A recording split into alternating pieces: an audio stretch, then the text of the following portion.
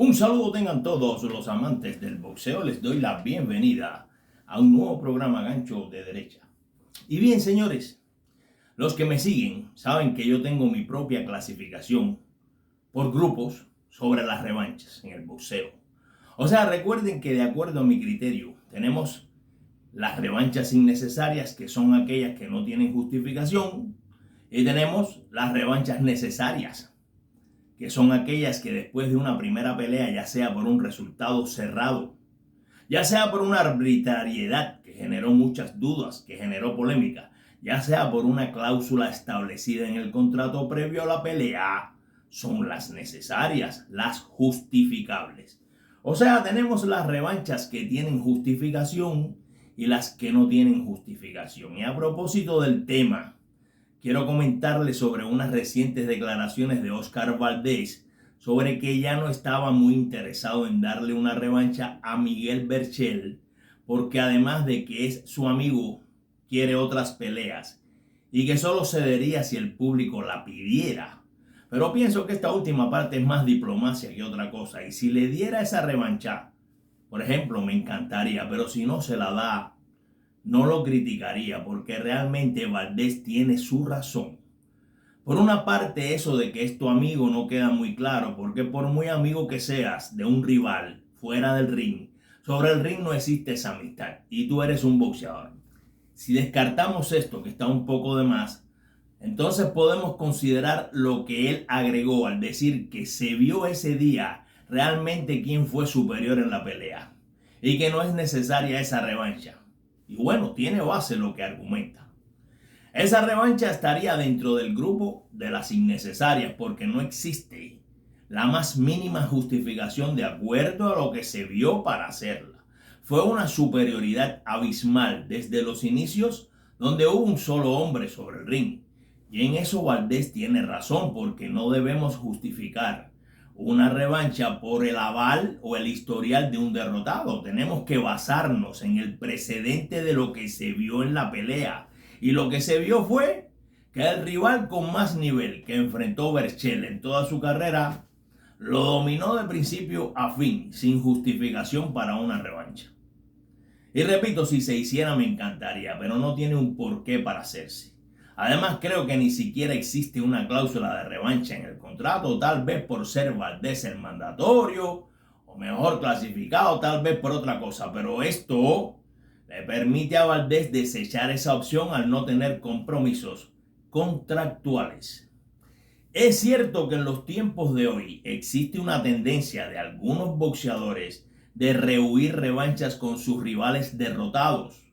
O sea, generalmente cuando un boxeador no es favorito y contra todos los pronósticos se impone al favorito campeón, después no quiere más nada con él. Es cierto que es una tendencia, pero si vamos a la historia, tampoco piensen que antes se hacían más revanchas por el hecho ese de hacerlas, por el simple hecho de darle una oportunidad al rival a modo de caballero.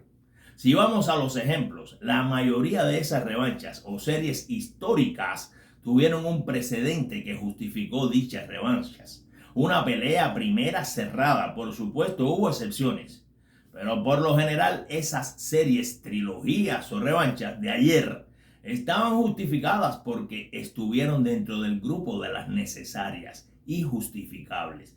Y aquí les comento sobre algunos ejemplos históricos. Por ejemplo, Jack Dempsey contra Janet Tunney. 2 peleas, la primera cerrada. No quiero decir que no haya habido uno que estuvo mejor, tal vez, pero tampoco hubo una superioridad tan marcada para no hacer la revancha. Otro ejemplo, Castillo contra Corrales. Esa primera pelea histórica generó la otra. Leonard contra Durán. El mismo caso, hubo un precedente de la primera pelea que generó 3. Pacquiao contra Márquez, las 3 primeras cerradas. Y de no haber ocurrido lo que ocurrió en la cuarta, creo que todavía estuvieran peleando, pero siempre con un porqué. Las de Barrera contra Morales y la serie de Rafael Márquez contra Vázquez. Grandes series generadas por una primera pelea competitiva o cerrada. Y seguimos. Mohamed Ali y sus series contra Norton, cerradísimas todas, así como contra Fraser. Y estos son ejemplos entre muchísimos. Y como dije, casi todos han sido generados de modo necesario por una primera pelea que lo justifica. Y digo casi porque siempre tenemos excepciones. Por ejemplo, una es la revancha entre Oscar de la Hoya y Julio César Chávez, donde se vio la superioridad de la Hoya en la primera, pero no sé si hubo una cláusula contractual aquí. Otro caso en que hubo una primera pelea con un resultado inesperado de nocaut por parte del no favorito y se hizo una revancha fue el nocaut recibido por Lennox Lewis por Hasim Rahman, y pienso que haya habido aquí una cláusula también porque en la revancha Lewis se la desquitó con otro nocaut. Y también la famosa pelea entre Joe Louis en 1936 contra el alemán Max Schmeling en tiempos de la Alemania nazi. En la primera pelea Joe Louis fue noqueado, pero años más tarde, sin ser Louis ni siquiera campeón, Schmeling le dio la revancha, cosa que no entendí nunca. Y le rompieron varias costillas en el primer round. Fue una debacle. Le rompieron varias costillas al alemán. Esas fueron revanchas que de no haberse hecho no hubieran cambiado la historia. Porque me pregunto qué hubiera pasado si Schmeling nunca le da esa revancha a Luis. O qué hubiera pasado si Rahman no se la da o no hubiera hecho la revancha con Lennox Lewis. O que Andy Ruiz no hubiera peleado más con Joshua. Por ejemplo, la historia hubiera sido otra. Y tenemos los casos contrarios. Por ejemplo, Teófimo López, que se acoge a la no cláusula de revancha y deja una duda, pero no se puede criticar. Y aunque aquí sí se puede considerar una pelea necesaria, porque es justificable, porque la pelea fue competitiva, muy diferente, por ejemplo, al caso de Valdés contra Berchel. ¿O qué hubiera ocurrido si Ali le hubiera dado la revancha a Foreman? No se sabe, algunos lo critican por no dársela, pero yo no. Porque simplemente le dio nocaut a su rival y en aquella pelea no dejó dudas. Así de simple. Y el caso de Márquez, que dejó la serie ahí luego de su brutal e histórico nocaut frente a Pacquiao. Nadie lo puede criticar porque sí se mostró al fin en esa última pelea, se mostró al fin una superioridad. Y se definió todo con ese nocaut. Ahí quedó todo. En fin, señores, antes había muchas revanchas, pero la gran mayoría estuvieron justificadas. No habían revanchas así por así, porque pienso que eran revanchas necesarias, como yo les llamo. Hoy tal vez la tendencia sea otra, pero de que independientemente de los contratos, seguimos con esas revanchas innecesarias que a veces se hacen y con esas que son necesarias y no se concretan nunca.